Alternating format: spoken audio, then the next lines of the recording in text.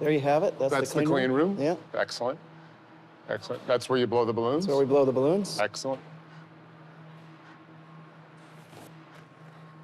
That was a fun ride. Yeah.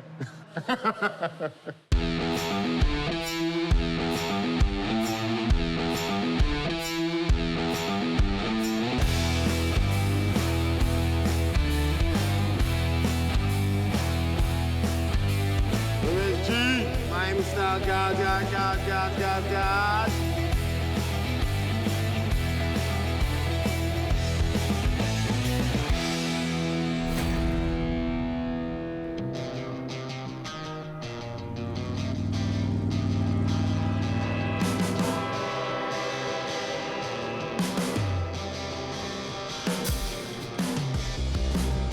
I've gotten the chance to meet so many people in the medical device industry over 3 decades, and this show is about them. Thanks so much for coming out. Yeah, totally. These are normal people doing superhuman things. It's about showing the people, the places, the culture, and the technology that is saving and extending lives. Flagstaff is a STEM city, and per capita, it very well may have more PhDs than any other city its size. And Dan Kasperzik is one of those geniuses. So today we are, what's today, Tuesday? I'm losing track. Yeah, you've been here a while. Right. I passed out because Danny kicked my ass on the ride the other day. The bike ride. Not true. Sort of. But we're at POBA Medical in Flagstaff. Dan Kasperzik and his team. And what does POBA stand for? Plain old balloon angioplasty. It's key to come up with the right name for your companies. Were you the marketing genius on that? I was the marketing genius on that, yeah. POBA, a simple name but not a simple task. His balloon technology continues to absolutely blow my mind year after year. No pun intended. Tell me what this thing does. What's the balloon do? The general science behind it, Dan. So the science behind this is that we're interested in attacking and eradicating Barrett cells. Barrett cells are known to advance to esophageal cancer. Esophageal cancer is a gruesome disease, and patients with Barrett's have a likelihood of advancing to esophageal cancer. So the goal with this device is to ablate these cells at an early state, eradicating them so that the patient doesn't have to eventually face an esophagectomy and all the trials and tribulations that go on with fighting cancer of any type. We're looking down the bore of the esophagus through this polycarbonate tube, and as we manipulate the antenna, you're seeing it rotate. You're also seeing that green hue, which would be pointed on the esophagus, and we're able to ablate around this entire circumference. So now we want to move it And Move it down to the next section. green hue on the right side, the green hornet hue, that's where the energy is being delivered? That's where the energy is being delivered. Now the clinician doesn't have to guess if that's going to be where he ablates. He knows exactly where that ablation is going to start, and that LED will follow the ablation all the way around the circumference of the esophagus. As an entrepreneur, you pivoted this technology from another technology. Pivoting is not something I ever planned on. It's not something I ever want to do again. But shit, sometimes life happens, right? Yeah, right. Dan originally created this device to treat hypertension, and he realized it wasn't going to work. On hypertension, at least. But esophageal cancer? Bullseye. You've got to have the ability as an entrepreneur to make quick decisions, align and motivate your team with those decisions, and then just hope like hell they're the right decisions. You know, we got hit blindsided by the Medtronic hypertension study trial that showed that in the control arm of a sham-controlled study that the hypertension was actually performing better in the patients that weren't getting treatment than the patients that were getting treatment. So, I mean, we got together as a team and said, look, how are we gonna survive? How do we get to advance? And at the end of the day, Barrett's esophagus seemed like a really, really good target for it because it's cancer. I mean, we're preventing patients from advancing to esophageal cancer, arguably the most aggressive, gruesome disease state in all of cancers. And it's the least understood. 20,000 patients a year die from esophageal cancer in the U.S. And how many more suffer? How many more suffer? Yeah. And you know, an esophagectomy, removing your esophagus surgically and stretching your stomach up to your throat, you now have to relearn how to eat, how to swallow, how to talk. I mean, it's not a clean disease. So pivoting to something that we felt was a tangible path that allowed us to eventually create value for our early shareholders. I mean, that's all I was thinking about. I learned years ago the difference between focus and fixation. Fixation has blinders on you, creating a hostage situation, the inability to consider alternatives. Focus, however, is a superpower that ultimately allows you to burn through problems with a wider perspective. So there's a balloon, right? So that's a typical balloon that we would be using. And you blow these, and these get used millions of times a year.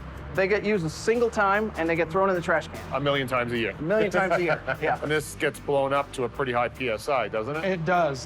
This will see about almost 30 atmosphere. My car tires are 42. Yep.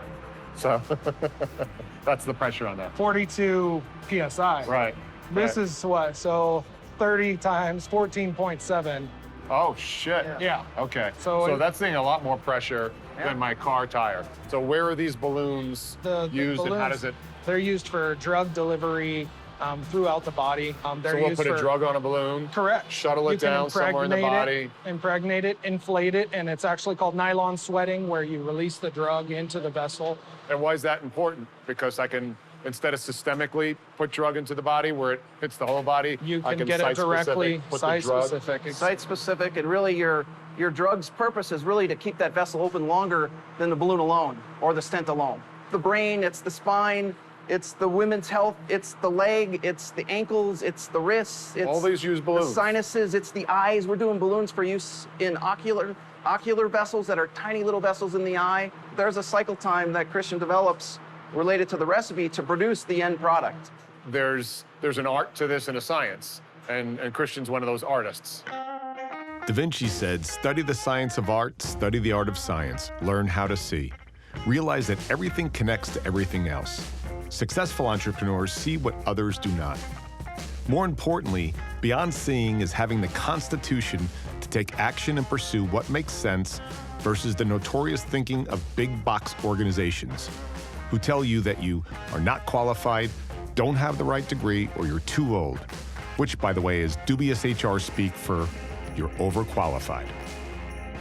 You're first gen here, right? You said your mom was from Mexico? Yep. My mom was actually born in Mexico, and my dad was born in New York. Ended up in Arizona as a military brat. So you grew up here, though? I did, yeah. So you were at Gore for how many years? 8 years. You go there right out of high school, right out of college? Right out of high school. You did not finish a 4-year degree. Right. But what's cool is you found an entrepreneur who doesn't care about that. Right.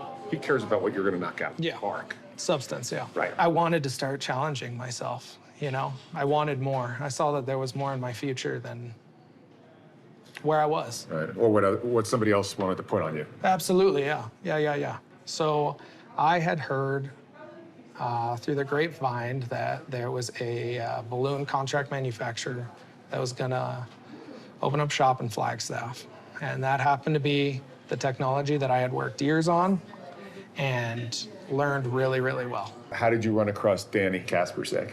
So Dan. So I found him on Facebook with 2 followers on Wait a Facebook. minute, Kaspersek had 2 followers? 2 followers for His mom and his POBA dad or Medical. something? Yeah. 2 followers, yeah. And I sent them a message there. Didn't think that I was gonna do even going to POBA. It's enabled me to take on responsibilities that I never would have imagined. I've always believed in hiring best athlete. The architects of great teams care less about a headline and more about skills, who happen to look at problems a bit differently. You gonna make your kids go to 4-year college? I am. Yeah, I absolutely am. Straight up, I'll tell you why. The reason is I've always had to be, it's an easier path. It's an easier path, you know? And I want them to the fast track.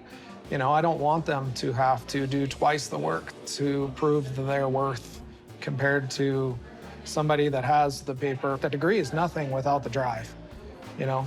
But I think if you have both, you're set up. The world is notorious for trying to scratch identities into our psyche, inbred in us all the way from childhood. Who we can be and who we can't be. Always remember, those are fears of others. Ultimately, living with or without limits is your choice. They're setting out to do something completely different. Disruption, decoupling. We all take a different path. And that takes me to Mother Road Brewery for a pint of Flagstaff's finest ale and a chat with serial entrepreneur Kirsten Hathcock. a former corporate employee who decided to burn the boats and leave her day job to pursue making kids' furniture. I was building constantly. I was covered in sawdust day and night. My poor husband, had to sleep with me, and I would have like sawdust everywhere. I'd just fall into bed. God bless him.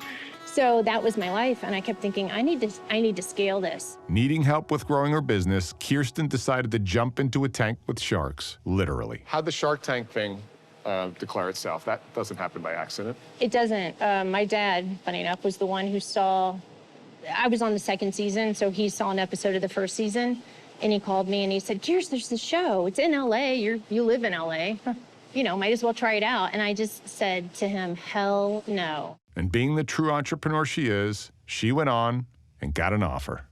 So I got 2 offers on the show. I chose Robert Herjavec because it was a better offer. He actually didn't come through with the money afterwards, which is somewhat common for this show.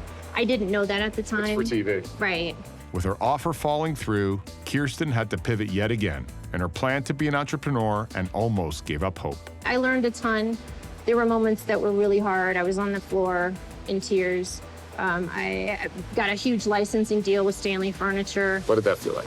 Amazing. It was huge, but it failed. I know that fetal position all too well.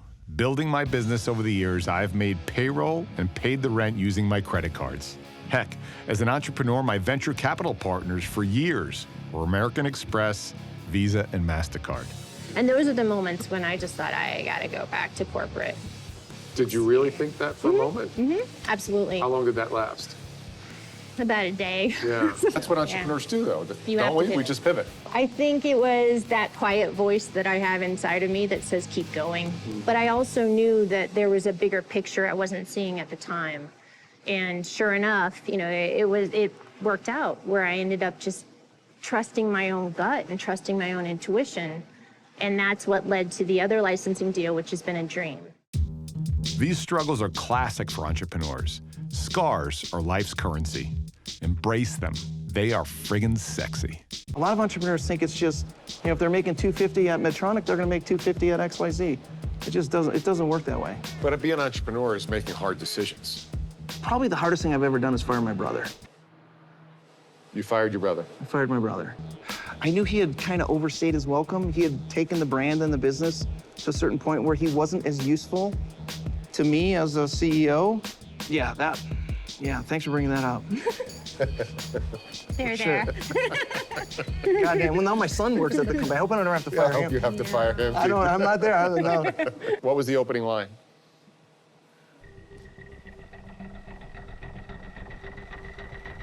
That's a really good question. I was so fucking nervous. I think I just said, "You're fired." I think it was that straightforward. Did you give him a severance? He did get a severance. All right. Yeah. No, he got. Firing your sibling, downing a bunch of beer, blowing balloons, and rejecting the idea that your life was written just because you didn't have a college degree.